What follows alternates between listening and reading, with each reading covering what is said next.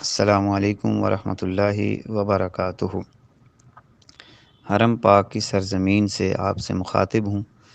الحمدللہ رب العالمین والصلاة والسلام علی رسولہ الکریم وما الحیاۃ الدنیا الا متاع الغرور۔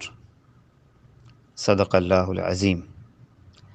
عزیز ساتھیو، دوستو، آج جمعہ کا دن ہے اور اس موقع پر حرمین شریفین کی سرزمین سے چند کلمات عرض کرنے کی سعادت حاصل کرتا ہوں۔ یاد رکھیے، یہ دنیا فانی ہے، اس میں دل نہ لگائیں ورنہ سوائے پچھتاوے کے اور کچھ نہ ملے گا۔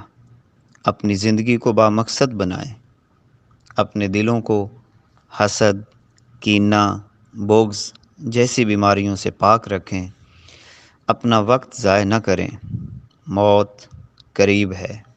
دین اسلام کی سربلندی کے لیے اپنی سوچ کو بھی بلند رکھیں اور سوچ کو بڑا کرنے کے لیے اپنی آخرت کی فکر کریں۔ ہر لمحہ اپنی آخرت کو محفوظ بنانے میں خرچ کریں۔ ہم اپنا سارا دن کسی کی غیبت، کسی کی حق تلفی، کسی پر ظلم، کسی پر دباؤ، بری مجلس، اپنی انا کو پورا کرنے اور اس جیسے فضول کاموں میں گزار دیتے ہیں۔ خدارا اپنے اوقات کو بہتر بنائیں، اپنے اوقات کو قرآن مقدس کو سمجھنے میں، تلاوت میں، لوگوں کی بھلائی کرنے میں، نفرتوں کے خاتمے میں، مسجد اور مدرسے کی محبت میں، بڑوں کے ادب اور چھوٹوں پر شفقت کرتے ہوئے گزاریے۔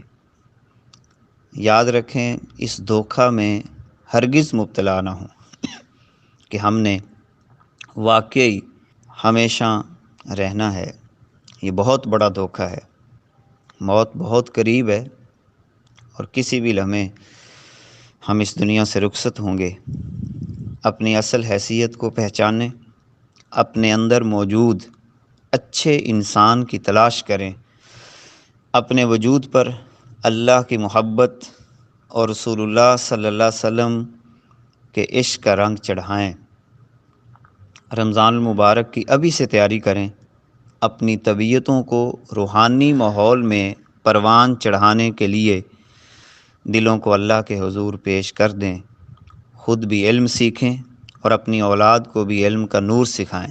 حرم پاک کی سرزمین سے آپ کی دنیا اور آخرت کی تمام بھلائیاں اللہ سے مانگتا ہوں اور دعا کرتا ہوں، اللہ آپ سب کو ان مقدس مقامات کی زندگی میں بار بار حاضری نصیب کرے، اور اللہ رب العزت ہمارا خاتمہ ایمان پہ فرمائے اور اللہ رب العزت ہمیں اپنے نیک اور صالحین بندوں کے اندر شمار فرما لے۔ وآخر دعوانا ان الحمد للہ رب العالمین، والسلام علیکم۔